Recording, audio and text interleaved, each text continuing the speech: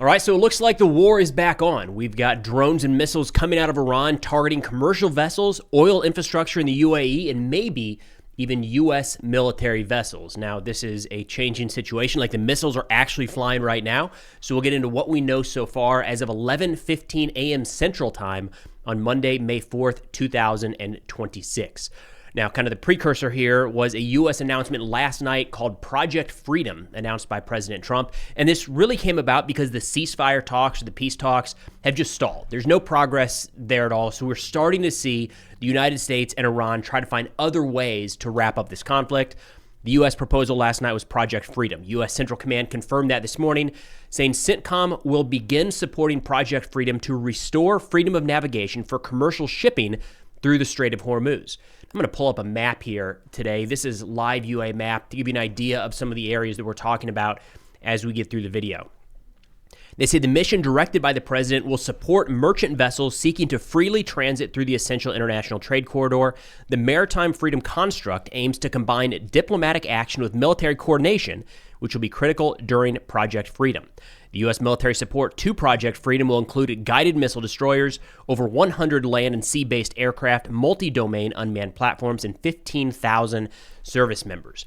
So an important aspect here is the way that it was phrased by President Trump made it seem like it was an escort mission, as in U.S. military vessels moving into the Strait of Hormuz to escort, like provide defense side by side for merchant vessels trying to make their way out. The CENTCOM announcement kind of pushes back on that. This is more of a coordination cell. However, there might have been U.S. military vessels in the Strait earlier today because we did get notification earlier this morning that at least one may have been fired upon.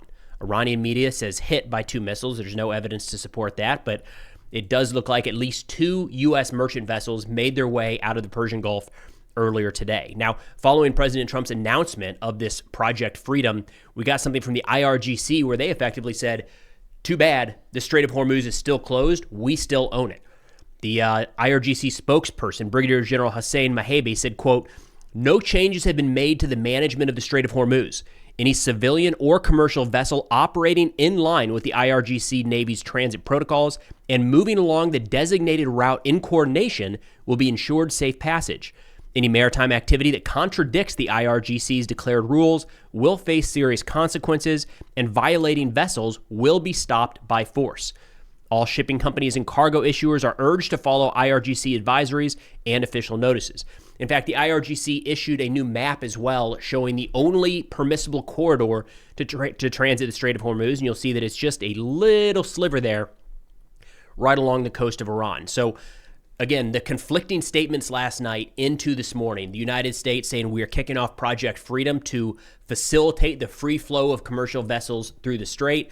Iran saying absolutely not. We are still 100% in control of this waterway. Nobody will move through. Now, it looks like a vessel did make it through, or at least a couple. U.S. Central Command issued a statement just a few hours ago saying the U.S. Navy guided missile destroyers are currently operating in the Arabian Gulf after transiting the Strait of Hormuz in support of Project Freedom. American forces are actively assisting efforts to restore transit for commercial shipping. As a first step, 2 U.S.-flagged merchant vessels have successfully transited through the Strait of Hormuz and are safely headed on their journey. So back to our map here, what CENTCOM is saying is not just that 2 vessels made it through, but that 2 U.S. guided missile destroyers, quote, transited the Strait of Hormuz. That's pretty significant. No doubt that's kind of forcing the Strait of Hormuz open. And it did sound like this is kind of the general direction that we might be headed in with Project Freedom, especially as the Iranians have said absolutely not. Now, actually just before that, so that's the official U.S. statement of here's what actually happened this morning. We don't have the names or any information on those ships at this point. I should mention that, but earlier today, kind of woke up to the news that the U.S. Navy had been hit by 2 Iranian missiles. This came out of Tasnim, Iranian media, saying, quote, 2 missiles hit an American patrol boat following their disregard of Iran's warning. Now, we have not seen any evidence of that strike. Can't disprove a negative, so we're kind of stuck with that. But U.S. Central Command did put out pretty shortly thereafter an announcement saying no U.S. Navy ships have been struck. U.S. forces are supporting Project Freedom and enforcing the naval blockade on Iranian ports. This story has morphed just a little bit. I think there is a decent chance that U.S. Navy vessels were fired upon. That would be a first during the ceasefire, but not a first during the war. That may have been what played out here. The other of course, you have the option that Iran is just making it up entirely. However, this is coming alongside numerous Iranian missile and drone launches throughout the Strait of Hormuz and the Persian Gulf today. In fact, the timing, when they said that they had fired and hit the U.S. with 2 missiles, there were independent reports throughout the region talking about missile launches. So it at least lined up with missiles being launched. Maybe they missed, maybe they were intercepted, or maybe they targeted a couple ships that weren't American. So a lot of options there. But either way, the Strait of Hormuz has turned rather kinetic already today. Now, we don't believe that the U.S. Navy was impacted by these Iranian missiles, but it does look like, 3-4 different commercial vessels in the past 24 hours putting out notifications that they have been targeted and or struck by Iranian drones or missiles. No indication of casualties at this point, but a number of impacts by the UK Maritime Trade Organization, noting in and around the Strait of Hormuz, so in this general vicinity here. Now, following that, we have a number of missile warnings coming out of the United Arab Emirates. So to give you an idea, just directly across the Strait of Hormuz here, the UAE makes for a very tempting target for the Iranians, no doubt. In fact, they have, I believe they were on the receiving end of more missiles than even Israel. So like the number one target for Iran during the initial wave of fighting was the UAE, and it looks like right now they're back under attack. So the UAE has put out some notes saying that they were able to intercept a number of Iranian drones and missiles, warnings to their civilians already this morning U.S. time, to take shelter. I want to say there's 2 or 3 different warnings that have already come out, and it does look like we have confirmation that the Fujairah oil industry zone has been hit. My understanding is that is the only operational oil facility, refinery facility in the UAE, so pretty notable. And we know that the hesitation around kicking off a next wave of attacks was that Iran has said the next thing they're going after is the oil infrastructure in the region. So that strike does kind of line up with what Iran says they may or may not go after. So we're looking at the map here. It looks like Al Fujairah right up here in kind of the northeastern portion, I believe, right up here in the northeastern portion of the United Arab Emirates. So that gets us to what exactly is happening here and what to watch for going forward. Now, we know that the ceasefire talks or the peace negotiations weren't really making any progress at all. There was news 2 days ago that the Iranians had sent forward a proposal to the United States. President Trump had announced that he was not on board with that. It didn't meet his requirements. But really, both Iran and the United States are on the clock to wrap this up. Different timelines for different reasons, but neither the United States nor Iran benefits if this goes on indefinitely. And what we're getting at here is right now there is a blockade in the Strait of Hormuz with the United States and with Iran. So Iran is blockading ships and has been since the start of the conflict, trying to exact the toll on the international economy and force pressure on the United States and Israel to lay off and accede to some of their demands.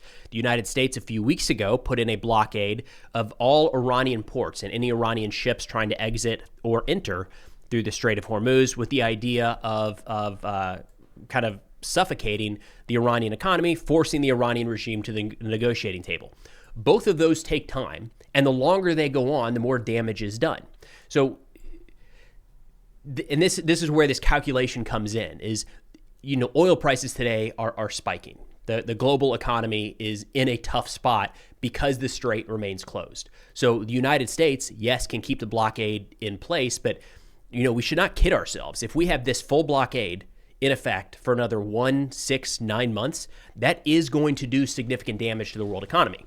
It might also bring Iran to the negotiating table, but there's a side effect there. So the United States, no doubt, wants this thing wrapped up sooner rather than later, which is arguably why you've heard a lot of administration officials in the last week talk about how the Iranian wells are going to go dry, and when they stop pumping, that's going to be the end. Their economy is going to blow up, and we were 3 days away from that 7 days ago, that kind of stuff. There's a timeline, no doubt.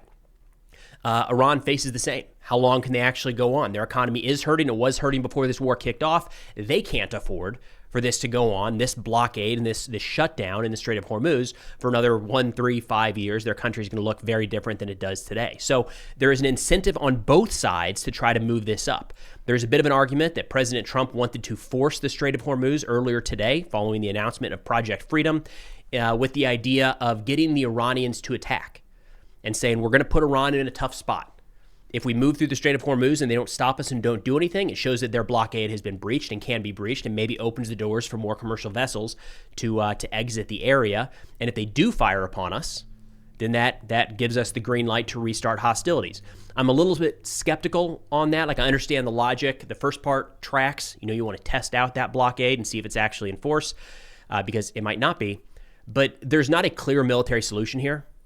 Just going back on the offensive for another 1, 3, 5 weeks does not, by any stretch of the imagination, translate to a very clear U.S. and Israeli victory here. So not entirely certain of that one. The other argument being made is that Iran has been looking for a reason to restart hostilities because they expect the United States is getting ready to bomb any day now. And I can understand that because we've been making that threat since the ceasefire went into place. So they were looking for any excuse to start their offensive strikes before U.S. aircraft were overhead and going after some of these, the missile facilities and the launch sites that have been likely restocked and rebuilt and dug out since the ceasefire went into place 3 weeks ago. So I think there's, at this point, a pretty fair argument to be made in either direction, whichever side could benefit more from the resumption of hostilities at this point. But I think what's pretty clear is the fighting has resumed. We'll see how long it takes for anybody to actually talk about the ceasefire being violated or the ceasefire no longer being in effect. But as of right now, there's been no talk of that, just the continued escalation on both sides. And what I'll be watching for here in the next couple hours is U.S. military strikes.